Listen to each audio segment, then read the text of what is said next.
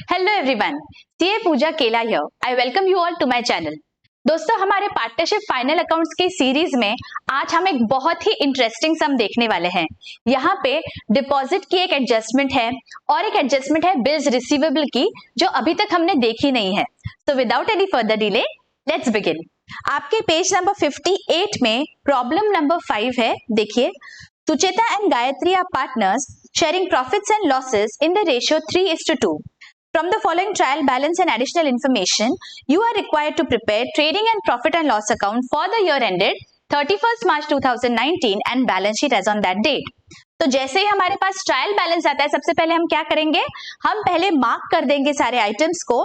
जो trading account में जाएंगे उसे हम टी लिखेंगे, जो प्रॉफिट एंड लॉस अकाउंट में जाते हैं उसे हम पी लिखेंगे, और जो बैलेंस शीट में जाते हैं वहां पे हम बी लिखेंगे। So let us get started. Purchases and salaries. तो इसमें से परचेजेस कौन सा है? जो डेबिट कॉलम में है वो परचेजेस है, और जो क्रेडिट कॉलम में है वो सेल्स है। तो ये दोनों भी आइटम्स हमारे ट्रेडिंग अकाउंट में जाएंगे। Works manager salary. Works manager मतलब क्या? जो हमारा प्रोडक्शन के लिए मैनेजर है, तो वो क्या है? जो भी प्रोडक्शन से, मैन्युफैक्चरिंग से रिलेटेड एक्सपेंसेस है वो सारे हमारे जाते हैं ट्रेडिंग अकाउंट में। तो मैंने इसके आगे टी लिख दिया। Capital Sucheta and Gayatri, capital obviously हमारे जाएंगे बैलेंस शीट में। ओपनिंग स्टॉक जाएगा ट्रेडिंग अकाउंट में। Debtors and creditors balance sheet. देखो बच्चों, जब भी ऐसे टू कॉलम दिया है ना, डेबिट और क्रेडिट पास में, तो जस्ट बी केयरफुल जब आप लिख रहे हो बैलेंस शीट में या ट्रेडिंग अकाउंट में, तो जो डेबिट है बराबर उतना ही अमाउंट आप निकालना और डेटर्स के सामने लिखना बैलेंस शीट में, और जो क्रेडिट कॉलम में है वो क्रेडिटर्स पे जाएगा। Okay, B very careful. Okay, wages and salaries trading account में जाएगा। यहां पे भी हमें ध्यान रखना है, अगर आपको सम में सैलरीज एंड वेजेस दिया है तो हम क्या करते हैं, ये हमारा प्रॉफिट एंड लॉस में चला जाता है। लेकिन यहाँ पे वेजेस एंड सैलरीज दिया है तो ये ट्रेडिंग अकाउंट में जाएगा। Bills receivable balance sheet, bills payable balance sheet, discount profit and loss account, motive power ये जाएगा हमारा ट्रेडिंग अकाउंट के लिए। जो मैन्युफैक्चरिंग के लिए जो हमारा पावर लगता है उसे हम मोटिव पावर बोलते हैं, तो ये हमारा जाएगा ट्रेडिंग अकाउंट में। कस्टम ड्यूटी, अगेन ये रॉ मटेरियल्स के ऊपर लगने वाला ड्यूटी है, इसीलिए ये हमारा जाएगा ट्रेडिंग अकाउंट में। इंटरेस्ट इज इनकम, ये प्रॉफिट एंड लॉस अकाउंट में जाएगा। अनप्रोडक्टिव वेजेस, देखिए सिर्फ प्रोडक्टिव वेजेस या सिर्फ वेजेस दिया रहता तो हम ट्रेडिंग अकाउंट में लिखते थे, राइट। अभी ये हमें अनप्रोडक्टिव वेजेस मतलब क्या? ये बेकार की वेजेस है क्या? नहीं, ये वो वेजेस है जो हमने दिए तो है लेकिन वो प्रोडक्शन के लिए नहीं दिए हैं। जो काम करते हैं वर्कर्स वो प्रोडक्शन से रिलेटेड या मैन्युफैक्चरिंग से रिलेटेड नहीं है, तो इसीलिए ये अनप्रोडक्टिव वेजेस हमारे प्रॉफिट एंड लॉस अकाउंट में जाते हैं। हाँ, you have to be very careful, ये अलग आइटम है। प्रोडक्टिव रहता तो ट्रेडिंग अकाउंट में जाता, अनप्रोडक्टिव है इसीलिए प्रॉफिट एंड लॉस अकाउंट में जाएगा। आगे audit fees profit and loss account, rent profit and loss account, conveyance profit and loss account, goodwill क्या है? ये जाएगा मेरा बैलेंस शीट में। Copyrights again balance sheet, building balance sheet, partners loan ये लोन दिया है बैलेंस शीट में, investments balance sheet, cash at bank balance sheet. ठीक है, ये सब समझ गया। अभी हमें क्या करना है, एक बार हम देख लेते हैं कोई हिडन एडजस्टमेंट है क्या ये सब में। नहीं, कोई हिडन एडजस्टमेंट नहीं है। तो अभी क्या करेंगे, जो भी हमारे एडजस्टमेंट्स दिए हैं वो सारे आइटम्स के आगे हम स्टार कर लेंगे and then one by one will begin transfer. पहला क्या है? स्टॉक का हमें पता है दो इफेक्ट्स कहां जाते हैं, एक तो मेरा ट्रेडिंग अकाउंट में जाएगा क्रेडिट साइड, और एक मेरा बैलेंस शीट में जाएगा asset side. Okay, goods costing 3000 distributed as free sample. जो गुड्स है वो मेरे बिजनेस से बाहर चले गए हैं, मैंने फ्री सैंपल करके कुछ गुड्स दे दिए, उसके बदले में मुझे कुछ पैसा नहीं मिला है, तो इसके दो इफेक्ट्स होते हैं। पहला इफेक्ट कहां जाएगा? ट्रेडिंग अकाउंट में, बिकॉज मेरे गुड्स बिजनेस से बाहर चले गए। देखिए, जब भी हमारे गुड्स बाहर जाते हैं ना बिजनेस से, कोई भी रीजन के लिए हो, चाहे वो सेल्स हो, चाहे वो थेफ्ट हो, चाहे वो पार्टनर ने विड्रॉ किया हो, अगर गुड्स बाहर चले गए तो मैं क्या करती हूं, एक इफेक्ट तो रहता है मेरा ट्रेडिंग अकाउंट में क्रेडिट साइड पे, और दूसरा इफेक्ट कहां जाएगा? दूसरा इफेक्ट जाएगा goods costing were distributed as free sample, मतलब ये फ्री सैंपल का क्या मतलब होता है? इसका मतलब होता है एडवर्टाइज किया मैंने, मेरे गुड्स दिए और बोला कि देखो आपको कैसे लग रहे हैं, पसंद आ रहे हैं, नहीं आ रहे हैं, इसका मतलब ये मैंने एडवर्टाइज किया मेरे गुड्स का, तो इसलिए प्रॉफिट एंड लॉस अकाउंट में डेबिट साइड में जाएगा advertisement. Okay, next, motive power includes 500 paid for deposit of power meter, तो इसके दो इफेक्ट्स कहा जाएंगे, एक तो मेरा जाएगा मोटिव पावर में, तो मैं इसको स्टार करके रखती हूं यहाँ पे, देखिए ट्रायल बैलेंस में मोटिव पावर, और दूसरा इफेक्ट कोई डिपॉजिट है, तो ऐसा कोई डिपॉजिट हमारे ट्रायल बैलेंस में नहीं है, इसको मैं जब हम एडजस्टमेंट एंट्री करेंगे आई विल एक्सप्लेन डिटेल में कि हम क्या कर रहे हैं, ठीक है, अभी सिर्फ हम स्टार दे के रखते हैं। डेप्रिसिएट बिल्डिंग एट 5%, तो बिल्डिंग के आगे मैं स्टार दे के रखती हूँ।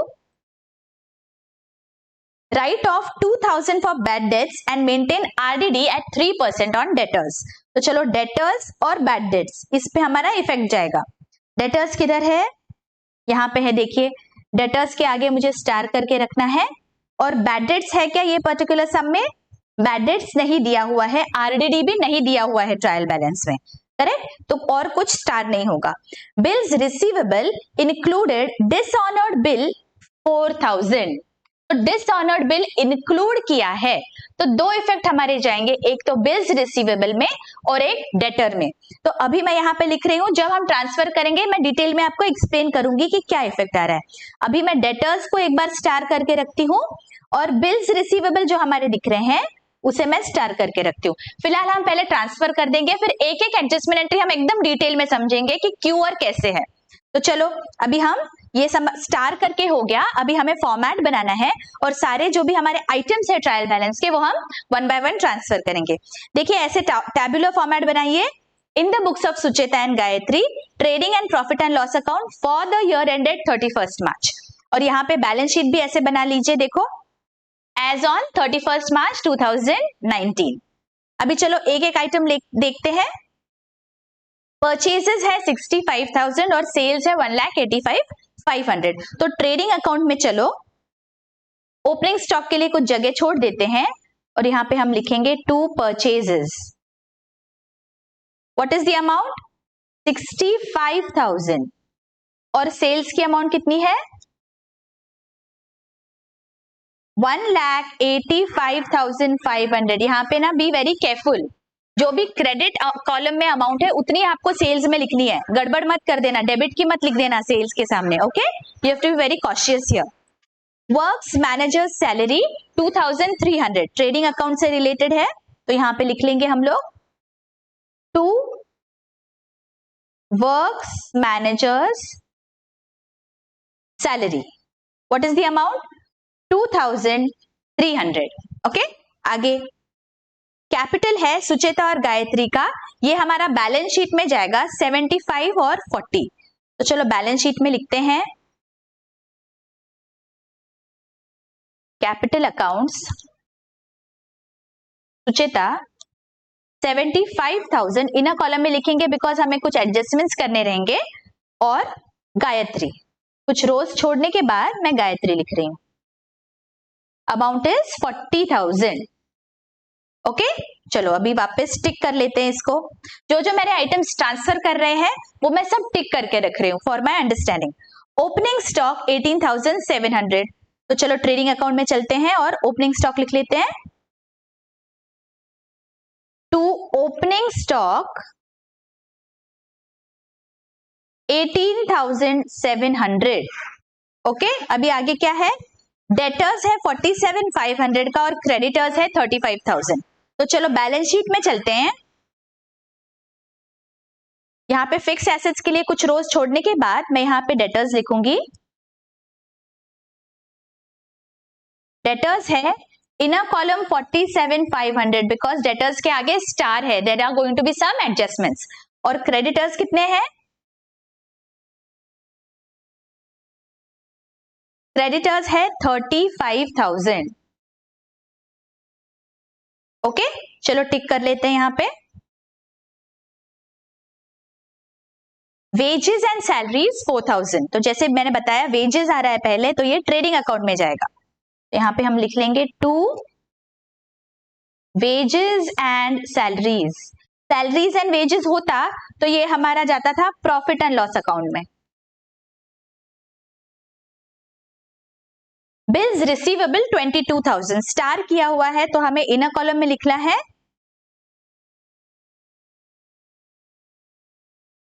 बिल्स रिसीवेबल, क्या है अमाउंट 22,000। ऑलराइट, इनर कॉलम में लिख लिया। यहां पे कुछ डेटर्स के नीचे थोड़ी ज्यादा रोज छोड़ देती हूं। Bills receivable 22,000। ओके, आगे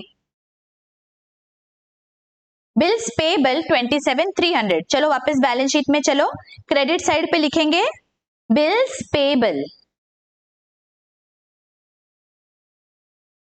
what is the amount 27,300। Okay, आगे डिस्काउंट है 400, डिस्काउंट मेरा इनकम है तो प्रॉफिट एंड लॉस के क्रेडिट साइड पे।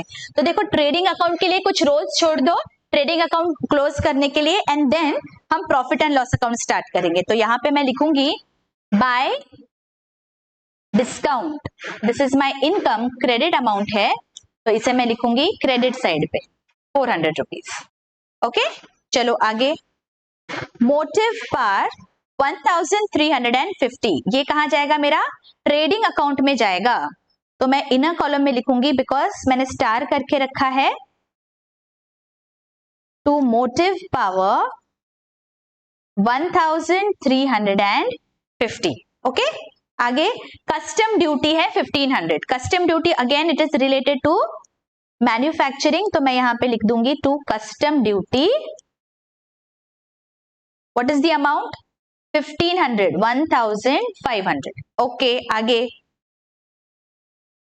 इंटरेस्ट है 1300 का, तो चलो इंटरेस्ट हम लिखेंगे प्रॉफिट एंड लॉस के क्रेडिट में by interest, what is the amount 1300।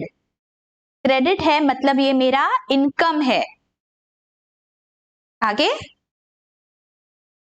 Unproductive wages, ये जाएगा मेरा प्रॉफिट एंड लॉस में। तो चलो प्रॉफिट एंड लॉस अकाउंट में यहां पे लिख लेते हैं to unproductive wages. Productive wages होता तो ट्रेडिंग अकाउंट में जाता, अनप्रोडक्टिव है तो ये मेरा जा रहा है प्रॉफिट एंड लॉस अकाउंट में। ऑडिट फीस 2,500, तो यहां पे प्रॉफिट एंड लॉस के डेबिट में लिखते हैं वापस टू ऑडिट फीस, ये जो हम चार्टर्ड अकाउंटेंट को देते हैं पैसे ऑडिट करने के लिए, ये मेरा एक्सपेंस हो जाता है। और क्या है रेंट है 1,800 का, तो चलो रेंट लिख लेते हैं प्रॉफिट एंड लॉस के डेबिट में टू रेंट 1,800। करेक्ट, अभी आगे कन्वेंस है 2,000 रुपीज का, प्रॉफिट एंड लॉस में अगेन डेबिट साइड में आएगा मेरा to conveyance, how much is the amount 2,000 rupees. Correct, तो देखो सारे अभी ये हो गए क्या, नहीं अभी तो बहुत सारे बाकी है, पर सारे बैलेंस शीट के आइटम्स है। क्या है गुडविल है, कॉपीराइट्स है, बिल्डिंग है, तो चलो वन बाय वन हम बैलेंस शीट में सब ट्रांसफर कर देंगे। गुडविल इज माय एसेट, तो बैलेंस शीट के एसेट साइड में मैं लिखूंगी गुडविल, ये बिजनेस ने जो मेरा नाम कमाया है उसे हम बोलते हैं ये बिजनेस का गुडविल है। सेकेंड इज कॉपीराइट, कॉपीराइट्स है 20,000 रुपीज के। आगे है building, building is my fixed asset, building को मैं करूंगी 88,000, लेकिन ये इनर कॉलम में आएगा बिकॉज एडजस्टमेंट है आगे। ठीक है, और आगे क्या है अभी गुडविल, कॉपीराइट्स और बिल्डिंग हो गया। अभी पार्टनर्स लोन है, ये मेरा क्रेडिट साइड पे आएगा बिकॉज ये लोन लिया हुआ है, ये मेरा ऑब्लिगेशन है, तो यहां पे मैं लिखती हूं partners loan, what is the amount 6,150। Okay, अभी क्या बचा investments and cash at bank, ये दोनों भी मेरे एसेट्स है, तो चलो यहाँ पे बैलेंस शीट में एसेट साइड चलते हैं। यहाँ पे हम लिख लेंगे investments, what is the amount 40,000 और कैश एट बैंक है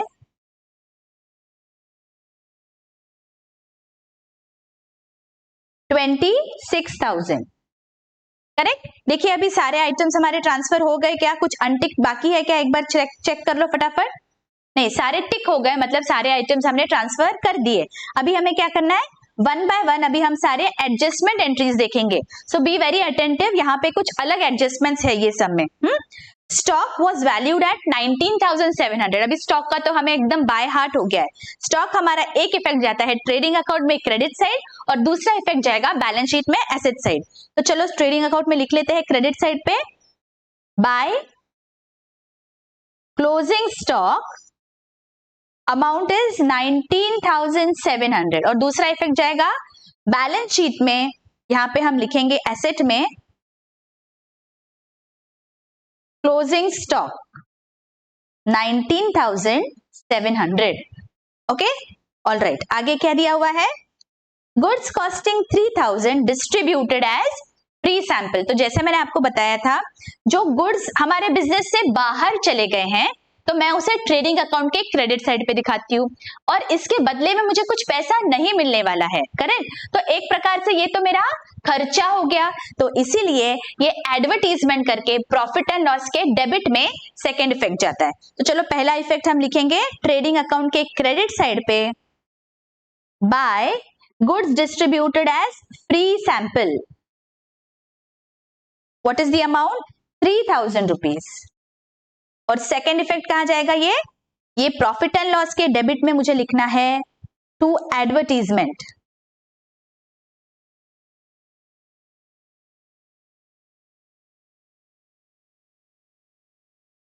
what is the amount advertisement का? 3,000 रुपीज। क्योंकि पूरा के पूरा कहां चला गया है? ये चला गया है मेरा फ्री सैंपल्स में, इसके बदले में मुझे कुछ पैसे नहीं मिलने वाले। Motive power includes 500 paid for deposit of power meter. So now यहाँ पे बी वेरी वेरी अटेंटिव। हाँ, क्या बोला है, इसका क्या मतलब होगा?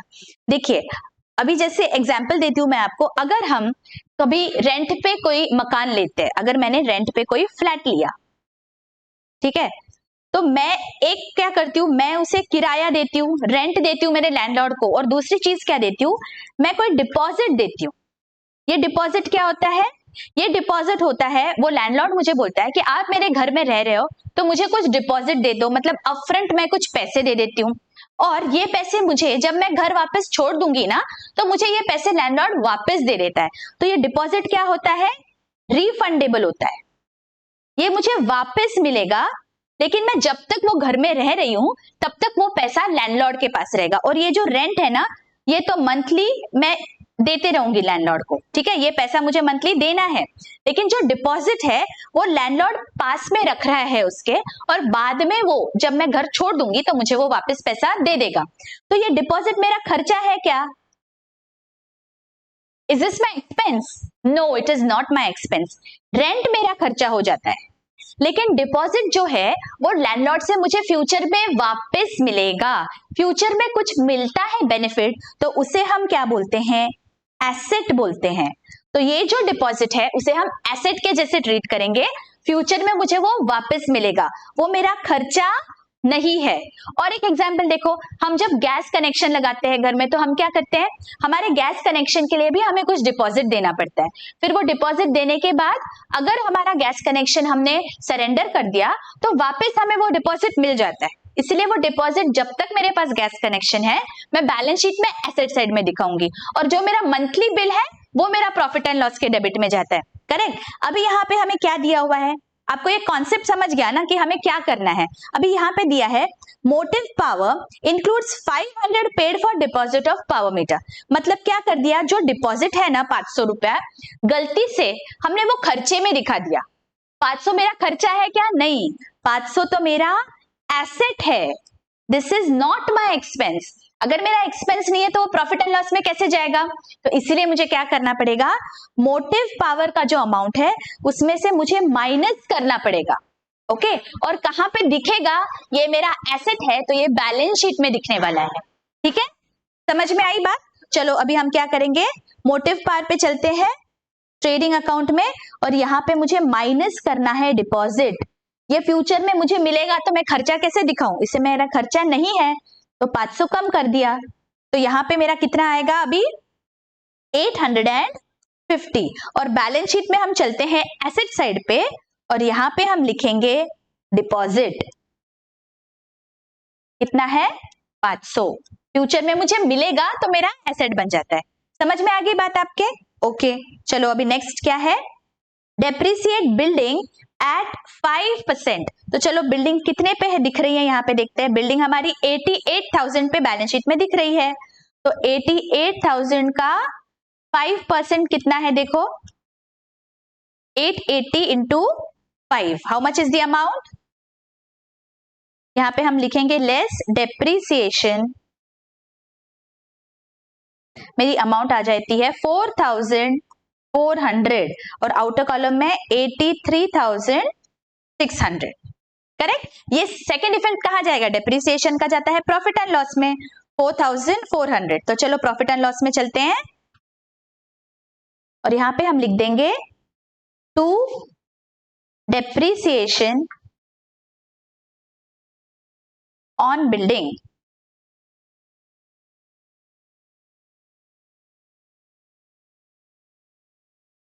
ठीक है, ओके आगे। Write off 2,000 for bad debts and maintain RDD at 3% on debtors. तो जैसे कि आपको मैंने पहले भी बताया हुआ है, हम क्या करते हैं, बैड डेट्स और आरडीडी से रिलेटेड जो भी हमारे एडजस्टमेंट्स है वो हम होल्ड पे रखेंगे, और सबसे लास्ट वो एडजस्टमेंट्स देखेंगे।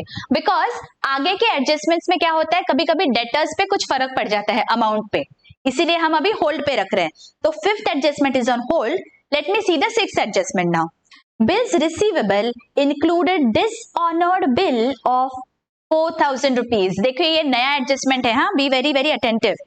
बिल्स रिसीवेबल में हमारे कुछ बिल्स थे जो डिसऑनर हो गए हैं, वो हमने इंक्लूड कर दिए। तो पहले हम देखते हैं कि जब बिल्स, हमारा कॉन्सेप्ट समझते हैं हम, और फिर हम इसका इफेक्ट देखेंगे। शुरुआत में क्या होगा, पहले हमारे कोई डेटर्स थे 4,000 रुपए के, ठीक है। फिर हमने क्या बोला वो डेटर्स को कि मुझे आप लिख के दो, एक बिल बना के दो कि आप मुझे 4,000 रुपीज देने वाले। तो वो डेटर्स ने मुझे बिल बना के दिया, तो मैंने एंट्री क्या पास की, bills receivable account debit to debtors account. ठीक है, ये मैंने एंट्री पास की। ठीक है, मैंने ये एंट्री पास की, bills receivable account debit to debtors. मतलब क्या, बिल्स रिसीवेबल में 4,000 रुपए मेरे, देखो दोनों भी डेबिट बैलेंसेस है, हाँ, ये बिल्स रिसीवेबल में 4,000 रुपए मेरे बढ़ गए और डेटर्स मेरे अभी 0 हो गए। करेक्ट, ये मैंने किया इफेक्ट जब मैंने बिल लिया उनसे। लेकिन अगर उन्होंने डिसऑनर कर दिया वो बिल, मुझे उस बिल के बदले में पैसा नहीं मिला, तो मैं क्या करूंगी, छोड़ दूंगी क्या पैसा? नहीं, मैं बोलूंगी बाबा now again you become my daughter, मुझे उतना पैसा वापस दो। तो मैंने जो ये एंट्री पास किया था ना, ये मुझे रिवर्स करना पड़ेगा। करेक्ट, तो मुझे क्या करना पड़ेगा, मेरे डेटर्स को 4,000 से बढ़ाना पड़ेगा और बिल्स रिसीवेबल को कम करना पड़ेगा, बिकॉज वो तो डिसऑनर हो गया। तो इसका मतलब क्या करूंगी मैं, बिल्स रिसीवेबल में से मैं माइनस कर दूंगी 4,000 और डेटर्स में मैं करूंगी 4,000। Correct, what is given, bills receivable. चलो एक बार पढ़ लेते हैं क्या दिया हुआ है। Bills receivable included dishonoured bill, ये बिल अगर डिसऑनर हो गया है तो माइनस करना पड़ेगा, और डेटर मेरे बढ़ जाएंगे, इसलिए मुझे 4,000 रुपए ऐड करने पड़ेंगे। समझ में आ गई बात, हमने क्या किया, कंसेप्ट समझ गया। तो चलो अभी हम बैलेंस शीट में एसेट साइड में चलते हैं और डेटर्स में ऐड करेंगे डिसऑनर्ड बिल। मेरे डेटर्स उतने से बढ़ गए 4,000 रुपीज। ठीक है, बैलेंस इज 51,500 और डिसऑनर बिल हो गया, तो मतलब बिल का अमाउंट मेरा कम हो जाएगा। तो बिल्स रिसीवेबल में चलते हैं और यहां पे माइनस करेंगे बिल डिसऑनर्ड 4,000, तो आउटर कॉलम में आएगा 18,000। समझ में आई, ये कॉन्सेप्ट समझ में आ गए आपके। बिल्स रिसीवेबल डिसऑनर हुआ तो क्या करेंगे। ओके, अभी एक बार मैं ट्रिक बताती हूँ, ठीक है, सुनना है ट्रिक क्या है। अच्छा, पहले तो कॉन्सेप्ट आपने समझ ली है, इसीलिए मैं आपको ट्रिक बता रही हूँ। जब भी आपको एग्जाम में दिया होगा ना दैट एनीथिंग इंक्लूड्स समथिंग, यहाँ पे देखिए मोटिव पावर इंक्लूड्स समथिंग, तो हम क्या करते हैं, उसे माइनस कर देते हैं, ठीक है। Bills receivable included dishonoured bill, तो बिल्स रिसीवेबल में से कुछ माइनस होने वाला है। मोटिव पावर इंक्लूड्स 500, तो मोटिव पावर में से माइनस होगा, ठीक है। This is a secret trick, लेकिन पहले आप कॉन्सेप्ट समझ लो, ठीक है, फिर आपको फटाफट करने के लिए you can then use this trick. Alright, अभी हमने जो होल्ड पे रखा था वो हम देखते हैं। होल्ड पे क्या रखा था हमने, write off 2000 for bad debts and maintain RDD at 3% on debtors. तो हमारी सीक्वेंस क्या होती है, पहले हम बैड डेट्स, देखिए हमारा जो फॉर्मूला है ना, देखिए हम वो याद कर लेते हैं एक बार। Bad debts, new bad debts add करते हैं, प्लस न्यू आरडीडी ऐड करते हैं, and minus old RDD, right. ये हमारा फॉर्मूला है, लेकिन ये सब में हमें ये दोनों अमाउंट्स तो दिए ही नहीं है, तो हमें सिर्फ न्यू बैड डेट्स और न्यू आरडीडी निकालना है। तो न्यू बैड डेट्स कितने हैं हमारे, 2000 रुपीज है। तो पहला इफेक्ट तो जाएगा बैलेंस शीट में, हमें प्रॉफिट एंड बैलेंस शीट में हमें डेटर्स में से माइनस करना है, और दूसरा इफेक्ट जाएगा प्रॉफिट एंड लॉस अकाउंट के डेबिट में। तो चलो प्रॉफिट एंड लॉस के डेबिट में मैं लिख लेती हूँ,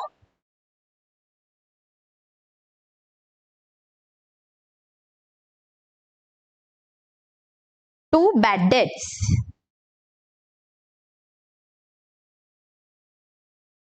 what is the amount, 2000 rupees, और ये क्या है, डेटर्स में से मुझे माइनस करना पड़ेगा, अभी डेटर्स में से उतना पैसा नहीं मिलने वाला, तो मैं माइनस करके लिखूंगी यहाँ पे बैड डेट्स 2000 रुपीज। अभी मेरा बैलेंस कितना बचता है, 49,500। ये हमें याद रखना है, मैं बार बार आपको बताती हूँ यही बात, दैट जो बैलेंस आता है बच्चों, उस बैलेंस पे हमें आरडीडी प्रोवाइड करना है। तो अभी 49,500 पे कितने परसेंट से है आरडीडी, 3% से है। तो चलो कैलकुलेट कर लेते हैं, 495 इंटू 3, तो मेरी अमाउंट आ जाती है 1485। तो आरडीडी का इफेक्ट क्या होता है, एक तो डेटर्स में से माइनस होते हैं RDD, correct.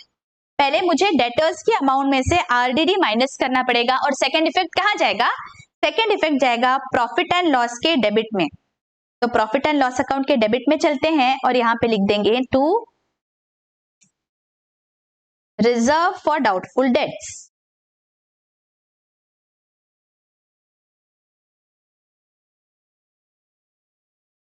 Reserve for doubtful debts, what is the amount, 1485, ठीक है। देखिए अभी सारे अमाउंट्स हमने लिख लिए, क्या और कोई बचा है क्या हमारा एडजस्टमेंट, सारा कुछ हमारा टिक हो गया, इसका मतलब अभी कोई एडजस्टमेंट हमारा बचा नहीं है। अभी देखिए जो जो मैंने इनर कॉलम में लिखे थे अमाउंट्स, सारे आउटर कॉलम में लिखे हैं क्या, वो भी मैं चेक कर लेती हूँ। देखो इनर कॉलम के अमाउंट्स आउटर कॉलम में आ गए हैं क्या, कुछ अगर बचा होगा तो वो हम आउटर कॉलम में लिख लेंगे, ठीक है। कुछ भी नहीं बचा अभी, है ना, हमारे सारे इनर कॉलम के आइटम्स हो गए हैं, other than the Capitals, because capital में अभी प्रॉफिट ऐड होगा, उसके बाद कैपिटल की अमाउंट हमारी बाहर आ जाएगी। ऑलराइट, तो चलो now I am going to do total of my trading account, profit and loss account, and see what is my profit. तो चलो ट्रेडिंग अकाउंट की क्रेडिट साइड की टोटल कितनी आ गई है,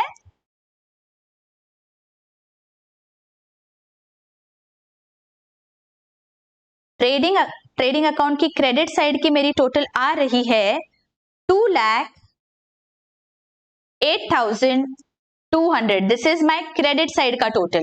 और डेबिट साइड की टोटल कितनी आ रही है, 92,350। अभी इसमें एक्सेस क्या है, बड़ी अमाउंट कौन सी है, क्रेडिट है। तो चलो बड़ी अमाउंट जो भी रहती है वो हम टोटल में लिखते हैं। तो यहाँ पे 2,08,200, 2,08,200। तो जो भी बैलेंस है what is that, that is my gross profit. Gross profit कितना आएगा, यहाँ पे आ जाएगा 1,15,850। यहाँ पे मैं लिख रही हूं टू ग्रॉस प्रॉफिट, करेक्ट। देखिए बच्चों ये क्रेडिट और डेबिट आप बोलेंगे ये मैं लिखती क्यों हूं हमेशा ऐसे, तो हमारा जो प्रेजेंटेशन है ना वो नीट एंड क्लीन हो जाता है। हम अगर पहले ही टोटल करके लिख देंगे तो हमें पता नहीं क्रेडिट साइड एक्सेस है या डेबिट साइड, इसीलिए पहले आप रफ वर्क में क्रेडिट और डेबिट दोनों अमाउंट्स लिख लो, जो भी ग्रेटर रहेगी उसे हम टोटल के यहाँ पे लिखेंगे, ठीक है। अभी ग्रॉस प्रॉफिट हमारा आ गया, ग्रॉस प्रॉफिट कहाँ जाएगा, इसका सेकेंड इफेक्ट जाएगा प्रॉफिट एंड लॉस अकाउंट में। तो चलो यहां लिख लेते हैं प्रॉफिट एंड लॉस अकाउंट में 1,15,850 बाय ग्रॉस प्रॉफिट। ठीक है, देखो अभी क्या बचा, अभी मुझे टोटल करना है, तो मैं टोटल करूंगी प्रॉफिट एंड लॉस की क्रेडिट साइड और डेबिट साइड की। क्रेडिट साइड की टोटल आ रही है 1,17,550 और डेबिट साइड की टोटल आ रही है 20,185। एक्सेस इज दिस, तो यहां पे मैं लिख लूंगी 1,17,550, 1,17,550। तो जो बचा वो क्या है, वो मेरा नेट प्रॉफिट है। तो चलो हम माइनस करके निकालते हैं net profit 97,365। This is my net profit. मैं नेट प्रॉफिट का क्या करती हूँ, प्रॉफिट शेयरिंग रेशियो में डिस्ट्रीब्यूट करूंगी। तो चलो प्रॉफिट शेयरिंग रेशियो क्या दिया हुआ है हमें, 3:2। तो ये हमें करना है डिस्ट्रीब्यूट इन 3:2 रेशियो।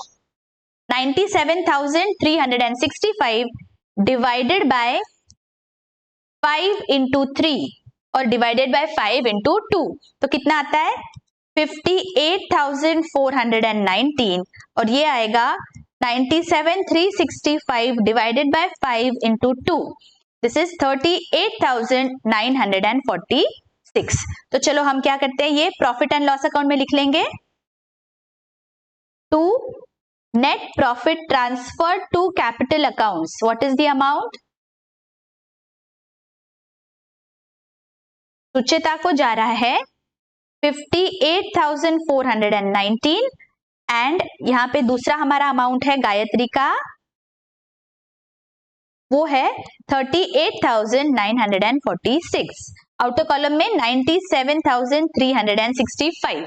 ओके, देखिए अभी प्रॉफिट एंड लॉस अकाउंट भी हो गया, अभी क्या बचा, अभी तो सिर्फ बैलेंस शीट बचा है। तो चलो बैलेंस शीट में चलते हैं फटाफट से और कैपिटल अकाउंट्स में प्रॉफिट ऐड कर देते हैं। ऐड प्रॉफिट, कितना है प्रॉफिट 75,000 प्लस 58,419। आउटर कॉलम में मैं टोटल लिखूंगी 1,33,419 और यहाँ पे प्रॉफिट है 38,946। तो आउटर कॉलम में 78,946। देखो सारे जो भी इनर कॉलम्स के अमाउंट थे वो मैंने आउटर में लिख लिए हैं क्या, ओके लिख लिए हैं। तो बस अभी क्या करना है, लास्ट बैलेंस शीट की मुझे टोटल करनी है और मैंने अगर सब सही किया है तो मेरा बैलेंस शीट का टोटल टैली होगा। सो लेट अस चेक क्या आ रही है बैलेंस शीट की टोटल। टोटल आ रही है 2,80,815, 2,80,815 आई सबकी ये टोटल। Okay very good. तो देखो हमारा ये सम टैली हो गया और हमें ये नए जो एडजस्टमेंट्स थे, bills receivable includes dishonoured bill and motive power includes deposit, ये जो नए एडजस्टमेंट्स थे वो भी हमें बहुत क्लियरली समझ गए। अगर आपको लग रहा है कि कोई एडजस्टमेंट मुझे वापस देखना है तो देखिए मैंने आपके अंडरस्टैंडिंग के लिए मैंने रेड इंक में किया हुआ है, तो you can just rewind and check वापस अगर आपको ऐसे लग रहा है तो। ठीक है, अभी हम ये वाला सम अभी हमारा हो गया है। ऐसे ही हम सारे इलस्ट्रेशन सॉल्व करने वाले हैं हमारे टेक्स्ट बुक में से। नेक्स्ट वीडियो में ऐसा ही कोई इंटरेस्टिंग एडजस्टमेंट वाला इलस्ट्रेशन मैं लूंगी और वो पूरा हम स्टार्ट टू फिनिश बहुत क्लियरली समझने वाले हैं। ठीक है, अगर अभी तक किसी ने सब्सक्राइब नहीं किया तो फटाफट से सब्सक्राइब कर लो ताकि मेरा जो भी अगला वीडियो है उसका आपको नोटिफिकेशन आता रहेगा। सारे आपके पार्टनरशिप फाइनल अकाउंट्स के सम पूरी तरह सॉल्व हो जाएंगे। ठीक है, मिलते हैं अगले वीडियो में। Till then take care, bye bye.